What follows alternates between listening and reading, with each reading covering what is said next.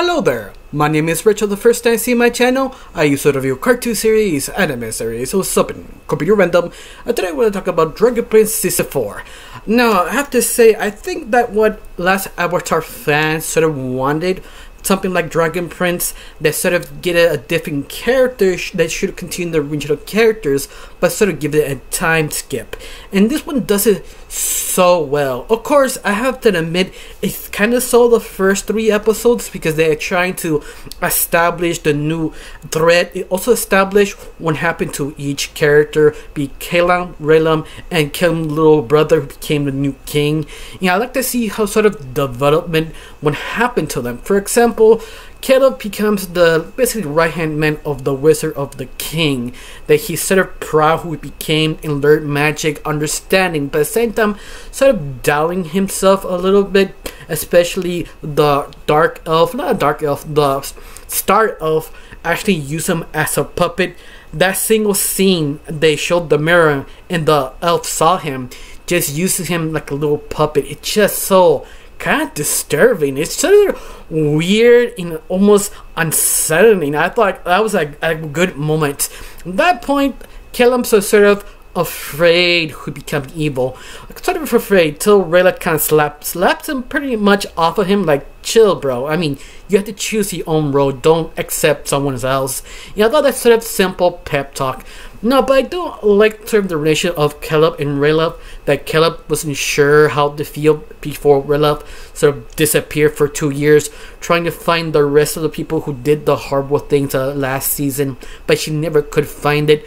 But it's sort of awkward with Rayla trying to go back to Caleb and his little brother, just sending hugs and forgiveness after 2 years disappearing while eating coal. I mean, that's sort of awkward, but at the same time, kind of rude and sort of dismissive. If you understand Rayla why she's doing this, that she not accomplished her job, trying to ask forgiveness to her friend and slash boyfriend. I thought that was sort of interesting.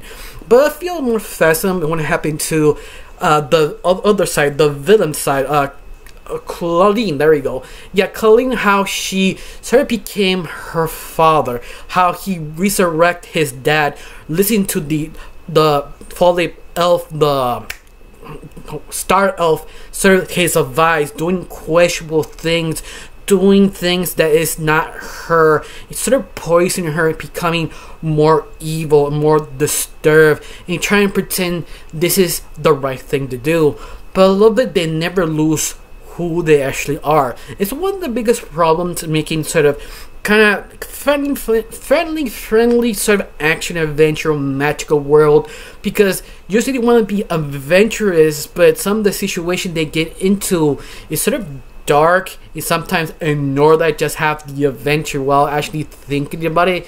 That itself is sort of hard to do, because there are a lot of shows who tried this. They sort of kind of trip a little bit. For one example, like the Amphibia and what's the other show? The Owl House.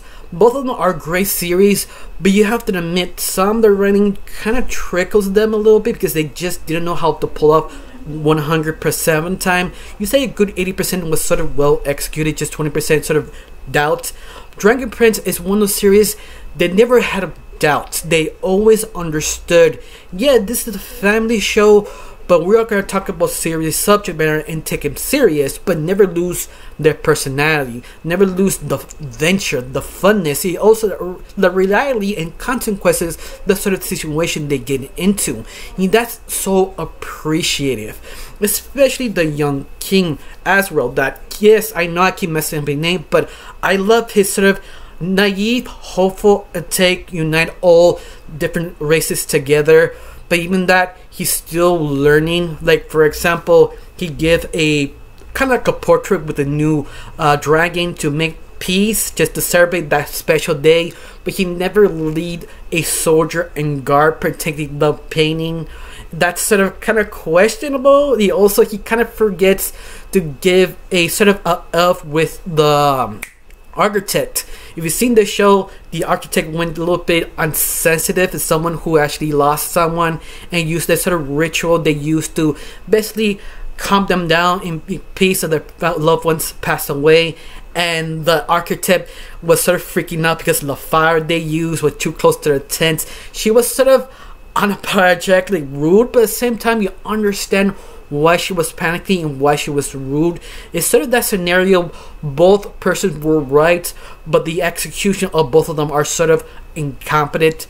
And I love that they're trying to delve into it, but at the same time not be sort of naive, hopeless, because there always is consequence. Even if you don't understand or leave empathy with the next person, their own traditions, that you have to understand there always consequences. But I love that they never went edgy lord, death, destruction, everything is misery. No. They trying to give hope, especially with speeches and also the trial of the architect, understanding that yeah, the architect was wrong but at the same time right, but at the same time you cannot ignore it. She needs to be punished. Of course, I felt the architect punishment was satisfying, but I wish they get a little bit more detail, like you have to create a temple of all the elves, sort of kind of peaceful temple to represent all the loved one who passed away for her punishment. I feel that was decent punishment, but I wish they added a little bit more. Something just to feel just justified, because she does something very kind of cruel, not by on purpose, just take out a flame representing the lost one's family member. Yeah, I wish they added just a tad, at least a little bit more punishment, just a little bit more, just to give it weight, but at the same time feel justified. I don't know, that's not just me or you, how you felt. You feel the architect punishment was enough or wasn't enough? For me, it wasn't that much. I wish it just added just 1 or 2 more punishments just to feel just right, but that's just my opinion. But I do respect it. They're trying to delve into the very kind of controversial things, especially how the political landscape is today. But I love it, they handle it just right. It never is naive. They always put point of views that the right way could be also the wrong way, and the wrong way could be also the right way. You love it, everybody trying to be sort of justified, even the main villains like Claudine, how she sort of very questionable things she does, especially what happened to the final fight in the final episode. Drinking Relia, she had her parents and her teacher's souls in a sort of quarter, and she sort of kind of tricked her, throwing in the lava, but she didn't. That sort of kind of cruelty, kind of giving a bad taste to them about how evil, uncertain she really is. But I love that her boyfriend, her really kind of strange boyfriend, points out that to her, like, yeah, this is sort of messed up. I mean, one thing just self-defense, other thing just sort of torturing someone. Yeah, no, doesn't go well with me. Yeah, I love it. Claudine sort of realized that she trying to invent, or not invent, I mean trying to self-justify and sort of fix it. She went back given the original Souls coins, but once again, those sort of moments just sort of help the character be actually deep, especially the villains, because all the villains never lost their charm, never lost their sort of humanity. Even they do sort of questionable things. I mean, they do some things you just like, yeah, it's kind of hard to like you, but you have that sort of kind of I'm still real kind of feeling, the sort of the conversation, especially Claudine's father, who sort of advised Claudine's boyfriend, that I don't remember his name, that he sort of kind of scared the things he did, especially trying to kill someone, or not kill, officially kill someone to protect Claudine, but he doesn't know how to deal with it because he did murder someone. But the Claudine's father just said, just get over yourself, but not as harsh.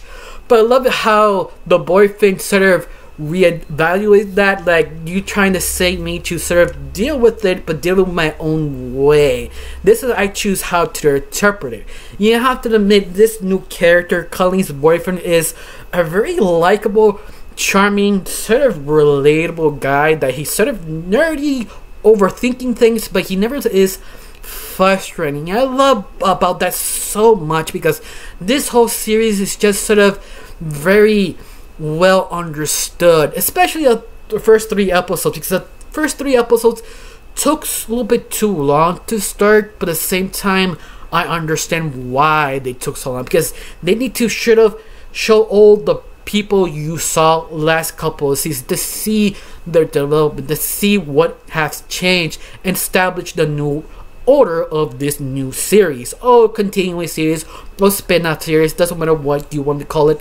But I love that they became sort of trying to be the bad guys in the race to find the dark elf, not dark elf, the fallen Stark elf, that you know more backstory, that he is this sort of kind of evil force that we don't know why he's doing things, but you know he's the type of guy who like to sort of mess with people, understand them, and use them as pawns very strategically, yet just kind of was into it. I hope it didn't go his breakdown story why he turned evil. Sometimes you don't need an explanation someone being evil, it just they just like to do it. I mean, that's all you actually need, because his threat, his presence, the falling star elf is just sort of evil but so threatening, done so well. You just especially all the writing. I mean, the writing is done so well balanced. I mean, there were 1-2 jokes wasn't for me, little campy here and there, but at the same time that always was there. But once again, it's just how the writing took itself seriously but fun enough, but at the same time just the dialogue just flows so well, especially the speeches. Oh my god, both speeches, delicious. Each one so compelling and passionate. It just so well. This is the reason why people love the Dragon Prince, like the last Avatar was, just sort of smart, endearing, never talk to you never talk to you as a child. Is always that sort of respective of naive and hopefulness, that's sort of well balanced. You just appreciate.